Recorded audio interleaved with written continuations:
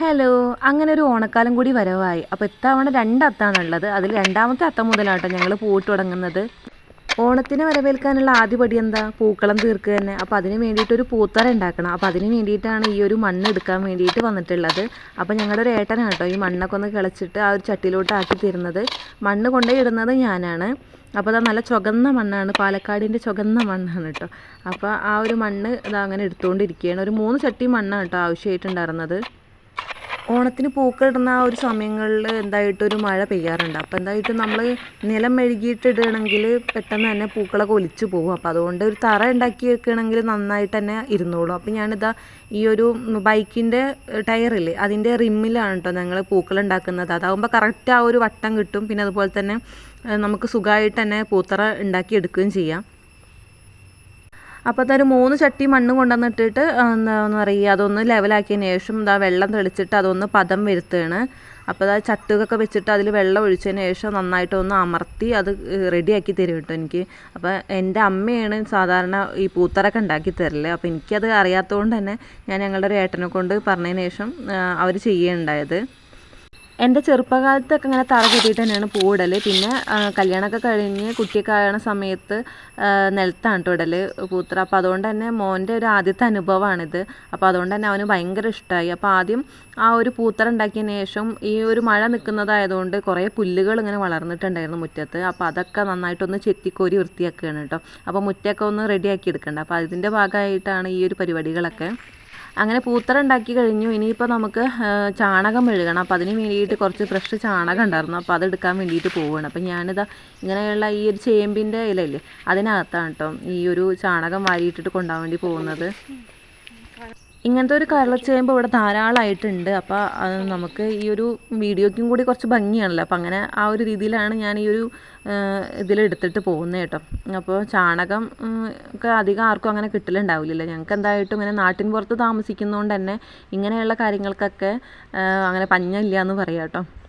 പൂത്തറ ഒന്ന് ഉണങ്ങി സെറ്റ് ആയതിന് ശേഷം ഞാനിത് കുറച്ച് ചാണകം അതിൻ്റെ മുകളിലോട്ട് ഒന്ന് ആക്കിയതിന് ശേഷം വെള്ളം തേച്ചിട്ട് ഒന്ന് മെഴുകിയിട്ട് എടുക്കുന്നുണ്ട്. അപ്പോൾ ആ ഒരു പൂത്തറൻ്റെ മുകൾ വശത്തും അതുപോലെ തന്നെ അതിൻ്റെ സൈഡിലും പിന്നെ ആ പൂക്കളത്തിൻ്റെ കുറച്ച് അടുത്തായിട്ട് ഞാൻ ആ ഒരു ചാണകമൊക്കെ ഒന്ന് മെഴുകി നല്ല വൃത്തിയാക്കിയിട്ട് ശുദ്ധിയാക്കി എടുക്കുന്നുണ്ട്. പൂത്തറ റെഡി ആയിട്ടുണ്ട്. ഇനിയിപ്പോൾ അടുത്ത പരിപാടി പൂക്കൾ ഇറുക്കുക എന്നതാണ്. അപ്പോൾ അതിന് വേണ്ടിയിട്ട് ഇതാ ഞങ്ങളുടെ പറമ്പിൽ തന്നെ ഇങ്ങനത്തെ കുറച്ച് പൂക്കളുണ്ടായിരുന്നു കേട്ടോ. അപ്പോൾ എൻ്റെ ചെറുപ്പകാലത്തൊക്കെ ഈ ഒരു പൂക്കൾ ധാരാളമായിട്ട് ഇങ്ങനെ വഴിയോരങ്ങളിലൊക്കെ കാണാറുണ്ടായിരുന്നു. ഇപ്പോൾ അത് ഭയങ്കരമായിട്ട് കുറവാണ്, അപൂർവമായിട്ടാണ് കാണുന്നതെന്നുള്ളതെന്ന് പറയാം. അപ്പോൾ ഞാൻ അതൊക്കെ ഒന്ന് ഇറുത്ത് എടുക്കുകയാണ്. ഈ ഒരു പൂവിൻ്റെ പേരെന്താണെന്ന് എനിക്കറിയില്ല. പേരറിയുന്നവർ കമൻറ്റ് ചെയ്യൂ കേട്ടോ. ഇത് വേലിത്തലപ്പായിട്ട് ചെയ്യുന്ന ആ ഒരു പൂവാണ്. ഇത് പിന്നെ നമ്മുടെ സ്വന്തം തെച്ചി. അപ്പോൾ ഈ പൂക്കളൊക്കെ കാണിക്കുന്നത് എന്താണെന്ന് വെച്ച് കഴിഞ്ഞാൽ ഇത് നാടൻ പൂക്കളാണ്. അപ്പോൾ ഇത്തവണത്തെ ഓണം ഞാൻ നാടൻ പൂക്കൾ വെച്ചിട്ടാണ് കേട്ടോ ചെയ്യുന്നത്. എൻ്റെ പണ്ട് ചെറുപ്പകാലത്താണ് ഈ ഒരു നാടൻ പൂക്കളൊക്കെ വെച്ചിട്ടുള്ള പൂക്കൾ ഉണ്ടാക്കിയിരുന്നത്. കുറച്ച് കാലം ഞങ്ങൾ എറണാകുളത്തും തൃശ്ശൂരൊക്കെയാണ് താമസിച്ചിട്ടുണ്ടായിരുന്നത്. അപ്പോൾ ആ സമയത്ത് ഇങ്ങനെ പൂക്കൾ ഉണ്ടാക്കാനോ പിന്നെ അതുപോലെ തന്നെ ഇങ്ങനെ ചാണകം മെഴുകി പൂടാനോ നാടൻ പൂക്കൾ പറിക്കാനോ അങ്ങനെയുള്ള അവസരങ്ങളൊന്നും ഉണ്ടായിരുന്നില്ല. അപ്പോൾ ഇപ്പം നാട്ടിലോട്ട് വന്ന സ്ഥിതിക്ക് ഇങ്ങനെയുള്ള അവസരങ്ങളൊക്കെ നമ്മുടെ തൊട്ടടുത്ത് തന്നെ ഉള്ളതുകൊണ്ട് ആ ഒരു രീതി ചെയ്ത് കാണിക്കുന്നേ ഉള്ളൂ. ഇത് പിന്നെ ഞങ്ങളുടെ അടുത്ത് തന്നെയുള്ള നമ്മുടെ നാടൻ ചെമ്പരത്തിൻ്റെ ഒരു ചെമ്പരത്തിക്കാട് എന്ന് പറയാം. അത്രയും ചെമ്പരത്തി ഉണ്ട് കേട്ടോ. ഈ ഒരു വേലി മൊത്തമായിട്ട് ഈ ഒരു ചെമ്പരത്തിയാണ്. വലിയ വലിയ മരങ്ങളുടെ അത്രയും വലിപ്പത്തിലാണ് ഈ ഒരു ചെമ്പരത്തി അങ്ങ് വളർന്ന് കയറിയിട്ടുള്ളത്. അപ്പോൾ ഒരുപാട് പൂക്കൾ അതിൻ്റെ മുകളിൽ ഇങ്ങനെ ഉണ്ട് കേട്ടോ. അപ്പോൾ അതൊന്നും നമുക്ക് പറിക്കാൻ പറ്റില്ല. അപ്പോൾ കയ്യെത്തുന്ന ദൂരത്തിലുള്ള കുറേ പൂക്കൾ ഞാനിങ്ങനെ പറിച്ചെടുത്തിട്ടുണ്ട്. പിന്നെ ഇവിടെ കുറച്ചൊരു മൊന്തയും കാര്യങ്ങളൊക്കെ ഉള്ളതുകൊണ്ട് തന്നെ കുറച്ച് മുട്ടുകളും പറിച്ചിട്ട് ഫ്രിഡ്ജിൽ വെക്കുന്നുണ്ട്. ഫ്രിഡ്ജിൽ വെച്ച് കഴിഞ്ഞാൽ നമുക്ക് അടുത്ത ദിവസം രാത്രി എടുത്ത് വെച്ച് കഴിഞ്ഞാൽ അതിൻ്റെ അടുത്ത ദിവസം നമുക്കിത് പുറത്തേക്ക് വെച്ച് കഴിഞ്ഞാൽ വിരിഞ്ഞ് കിട്ടും കേട്ടോ. അപ്പോൾ 2 ദിവസം കൊണ്ട് നമുക്ക് 2 ദിവസത്തേക്കുള്ള പൂക്കളായി. അപ്പോൾ കുറേ മുട്ടുകൾ എനിക്ക് കിട്ടിയിട്ടുണ്ട് കേട്ടോ. അപ്പോൾ മുകളിൽ ഇങ്ങനെ ഇഷ്ടംമാതിരി ഇങ്ങനെ പൂക്കളുള്ളതുകൊണ്ട് തന്നെ നല്ല ഭംഗിയുണ്ട് കാണാൻ വേണ്ടിയിട്ട്. ഒരു ഫോട്ടോ ഒക്കെ എടുത്തു കഴിഞ്ഞാൽ അടിപൊളിയായിട്ട് ഇരിക്കും കേട്ടോ. അപ്പോൾ ഞാനും മോനും അമ്മയും കൂടിയാണ് പൂക്കളൊക്കെ പറിക്കാൻ വേണ്ടി വന്നിട്ടുള്ളത്. ഇത് പിന്നെ നമ്മുടെ മഞ്ഞക്കോളാമ്പി കേട്ടോ. അപ്പോൾ ഈ പൂക്കളൊക്കെ നിങ്ങളുടെ വീട്ടിലുണ്ടെങ്കിൽ ഒന്ന് കമൻറ്റ് ചെയ്യൂ കേട്ടോ. ഏതൊക്കെ പൂക്കളാണ് നിങ്ങളുടെ കയ്യിലുള്ളത് എന്നുള്ളത്. അപ്പോൾ ഞാനിതാ ഇനി അടുത്തത് പാടത്തേക്കാണ് പോകുന്നത്. അപ്പോൾ ഇങ്ങോട്ട് വന്നതിൻ്റെ ലക്ഷ്യം എന്താണെന്ന് വെച്ചാൽ നമ്മുടെ ഓണത്തിൻ്റെ പ്രധാനപ്പെട്ട പൂവില്ലേ തുമ്പപ്പൂവ്. അപ്പോൾ അത് കാണിച്ചു തരാൻ വേണ്ടിയിട്ടാണ് വന്നിട്ടുള്ളത്. അപ്പോൾ അതുണ്ടോ എന്ന് നോക്കാൻ വേണ്ടി വന്നതാണ്. അപ്പോൾ ഭാഗ്യത്തിന് ഇതാ ഒരു കുറ്റി ഇവിടെ നിൽക്കുന്നുണ്ട്. അപ്പോൾ അതിനകത്ത് 2 പൂക്കളുണ്ട് കേട്ടോ. കുറേ കാലം ഇങ്ങനെ ഉപയോഗിക്കാണ്ടിരുന്ന ഒരു പറമ്പായിരുന്നു കേട്ടോ ഞങ്ങളുടേത്. അപ്പോൾ അതുകൊണ്ട് തന്നെ നിറയെ ഇങ്ങനെ ചെടികൾ ഇങ്ങനെ വളർന്നിട്ടുണ്ടായിരുന്നു. അപ്പോൾ അതിനകത്ത് ഇഷ്ടം പോലെ ഇങ്ങനെ മുക്കുറ്റി പൂക്കൾ ഉണ്ടായിരുന്നു. അപ്പം ഞാൻ ആ ഒരു മുറ്റൊക്കെ റെഡിയാക്കിയ സമയത്ത് ഈ ഒരു മുക്കുറ്റി പൂവ് അധികം അങ്ങോട്ട് കളയാണ്ട് ആ ഒരു ഇതിനെ ഒഴിച്ചിട്ടിട്ടാണ് കേട്ടോ അധികം വൃത്തിയാക്കിയിട്ടുണ്ടായിരുന്നത്. അപ്പോൾ ഞാൻ പിറ്റേ ദിവസം രണ്ടാമത്തെ അത്തത്തിൻ്റെ ദിവസം ഞാൻ ഈ പൂക്കളൊക്കെ നിർത്തെടുക്കുകയാണ്. അപ്പോൾ മുക്കുറ്റി പൂവിന് അധികം ആയുസില്ല കേട്ടോ. കാരണം എന്താണെന്ന് വെച്ചാൽ അത് ഇട്ട് കുറച്ച് കഴിയുമ്പോഴത്തേക്കും തന്നെ അങ്ങ് വാടിപ്പോവും. എന്നാലും അതിങ്ങനെ കാണുമ്പോൾ നല്ല ഭംഗിയാണ്.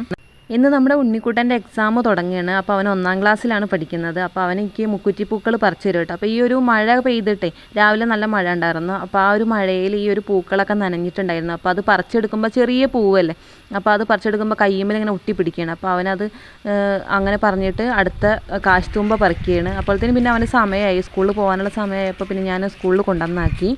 അപ്പോൾ അതാ ഇന്നലെ ഞാൻ പറിച്ചു വെച്ചിട്ടുള്ള ആ ഒരു മുട്ടുകളൊക്കെ നന്നായിട്ട് വിരിഞ്ഞ് പാകമായിട്ടുണ്ട്. അപ്പോൾ ഇത്രയും പൂക്കളാട്ടോ നമുക്കിന്ന് ഓണത്തിന് കിട്ടിയിട്ടുള്ളത്.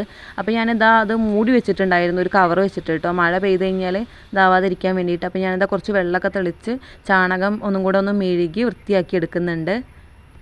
ഓരോ സ്ഥലത്തിനനുസരിച്ചിട്ട് ഈ പൂക്കൾ ഇടുന്നതിൽ വ്യത്യസ്തമായിട്ടുള്ള നിയമവും കാര്യങ്ങളൊക്കെ ഉണ്ട് കേട്ടോ. ചില സ്ഥലങ്ങളിൽ തുമ്പയും തുളസിയും മുക്കുറ്റിയും മാത്രമാണ് ആദ്യത്തെ ദിവസം ഇടുക. പിന്നെ വെള്ളപ്പൂക്കളാണ് രണ്ടാമത്തെ ദിവസം. മൂന്നാമത്തെ ദിവസം മുതലെയാണ് ചുവന്ന പൂക്കളിടുക. ഞങ്ങൾക്ക് പിന്നെ പ്രത്യേകിച്ച് നിയമാവലികളൊന്നും ഇല്ലാത്തതുകൊണ്ട് എല്ലാ പൂക്കളും ആദ്യം മുതലേ ഇട്ട് തുടങ്ങും കേട്ടോ. അപ്പോൾ അത് ആ കളം ഇട്ട് കഴിഞ്ഞാൽ നമ്മൾ ആ കളത്തിൽ നിറയെ പൂക്കൾ ഇടണമെന്ന് മാത്രമേ ഉള്ളൂ. അപ്പോൾ ഞാനിതാ എൻ്റെ കയ്യിലുള്ള എല്ലാ പൂക്കളും വെച്ച് നല്ല ഭംഗിയായിട്ടുള്ള പൂക്കളം ഇട്ടിട്ടുണ്ട്. അപ്പോൾ അത് നിങ്ങൾക്ക് ഇഷ്ടമായിട്ടുണ്ടെങ്കിൽ എന്തായിട്ടും ലൈക്ക് ചെയ്യാനും കമൻറ്റ് ചെയ്യാനും ഷെയർ ചെയ്യാനും മറക്കരുത്. അപ്പോൾ അടുത്ത വീഡിയോ ആയിട്ട് കാണാം.